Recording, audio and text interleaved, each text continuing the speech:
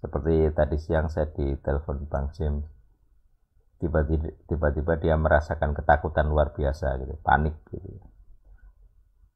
Lalu padahal kan kita tuh sudah aman. Orang-orang yang menyerangmu pakai santet, pakai ilmu apapun, itu nggak akan bisa tembus. Kenapa ketakutan? Gitu. Itu bukan ketakutan yang wajar. Tiba-tiba takut, nggak ada alasannya. Kan aneh. Berarti itu kan serangan filosofi. Otakmu dikendalikan.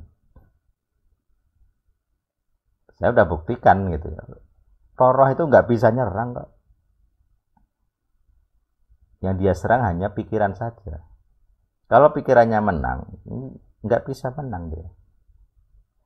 Kita ketakutan sendiri padahal. Jadi mau dia pakai ilmu apa kayak, mau nyerang kayak, nggak ada efeknya. Kita tetap menang gitu. Saya berani ngomong ya sudah buktikan. Gitu ya. Jadi makanya di LSAD kita punya kurikulum pelepasan supaya apa? Ya supaya diserang tuh nggak bisa, pakai ilmu apapun nggak bisa. Kalau bisa saya udah mati, gitu ya. Berapa banyaknya antet saya. Mau cara Kristen dan tidak Kristen itu ada. Cara Kristen ada gitu ya. Dan saya menang. Makanya kita kalau nggak punya pengalaman mengadu roh itu ya memang sulit. Ya. Kalau saya ngomong gini diremehkan. Apa pentingnya belajar bahasa asli? Karena nggak ngalami ya nggak penting, nggak terlihat penting. Tapi kalau sudah ngalami melawan setan langsung on the spot di garis depan, beda sekali. Kalau kamu masih menggunakan terjemahan, pasti kalah, ketakutan. Kalau ngerti bahasa asli, terus ada yang menyebut dirinya Yesus, kamu bisa tahu itu Yesus palsu atau tidak. Seperti dulu beberapa kasus yang kita temui di tim pelepasan, mengaku dirinya Yesus, piye coba? Bahkan ada orang kerasukan sambil lempar kursi gitu. Aku tuh umatnya Yesus. Kok bisa? Kok bisa umat di gereja ibadah mengaku umatnya Yesus tapi mau lempar kursi ke pembicara? Kan nggak masuk akal. Mulutnya nyebut umat Yesus gitu.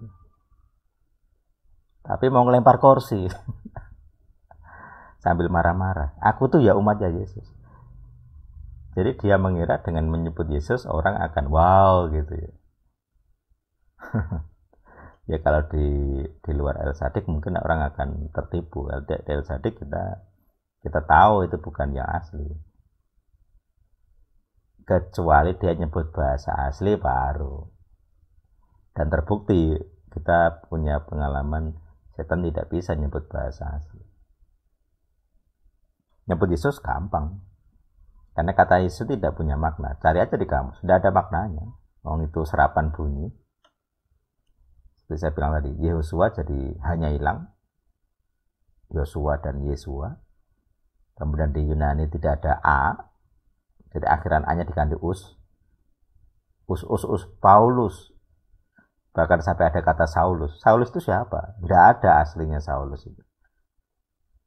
Adanya Saul. Tapi ditambahi us, Saulus. Sampai ada orang bikin doktrin. Oh, Saulus itu bertobat diganti nama Paulus. Enggak gitu konsepnya. Zaman itu memang orang tuh punya 3 nama. Petrus. Itu nama apa? Yunani. Simeon, nama apa? Ibrani. Kefa, nama apa? Aram. Jadi orang tuh punya 3 nama di zaman itu. Lihat aja pengundian untuk murid ke-12 pengganti Yudas Iskariot. Matias yang disebut juga Justus.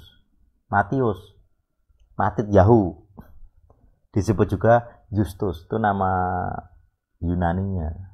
Punya nama lain. Nggak nyambung Matius dan Justus. Nyambungnya bagaimana? Nggak ada.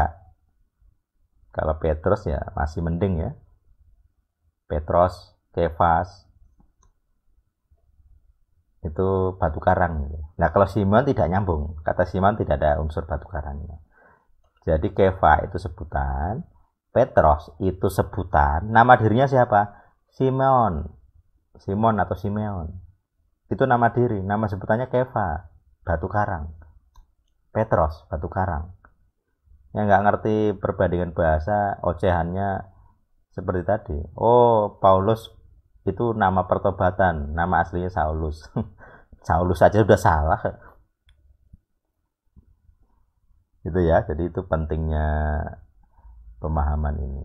Saya nggak nyalakan kalau LAI dan kawan-kawan ngotot dengan nama Allah sebagai nama Tuhan, ya silahkan. Saya tidak, malah saya pengennya kita tuh El Sadik punya jamaah sendiri, tidak dari gereja-gereja itu. Kita bikin jemaat sendiri dari kedar-kedar gitu. Nggak ada gunanya memaksa-maksa ngotot atau memohon-mohon bahkan LAI itu berubah, tidak ada gunanya. Ya kita buktikan saja El Sadik itu membawa kebenaran, dan seharusnya dengan kuasa yang kita miliki menumbangkan iman-iman yang lain itu. Ya kita adu power saja, Tuhanmu dan Tuhan saya, selalu begitu. Kita di El Sadik sudah punya banyak pengalaman. Siapa yang tumbang? Yang sebelah mengklaim nama ilahnya, tumbang sekarang. Dari 2017 kita menang. Itu bukti kuasa dari gereja yang hidup. Ada kuasanya. Tuhannya benar-benar punya kuasa. Jadi metode test power, metode adu ilah, mengadu para ilah, mengadu para Tuhan, itu hanya bisa ada kuasanya kalau kita punya pemahaman aslinya. Karena beda nama, beda sebutan, beda konsep, beda kuasa. Kenapa sekarang pendeta nggak bisa ngusir setan? Harus ada plus-plusnya. Pakai minyak urapan kayak, pakai doa puasa kayak. Itu pun masih kalah gitu. Sudah doa puasa masih kalah. Terus piye meneh coba? Padahal doa puasa itu jenis ini tidak bisa diusir kalau tanpa doa puasa. Lah kamu sudah doa puasa masih kalah, nggak bisa ngusir setan. Ya masalahnya di mana? Ya itu. Kamu menyembah terjemahan gitu. Kamu mengira dengan terjemahan itu pemahamannya sudah benar, ajaran sudah benar, Tuhannya sudah benar. Ini yang jadi masalah. Oke, silahkan kalau ada pertanyaan atau komentar lagi. Tentu akan pergumulan gitu ya. Nama atau sebutan.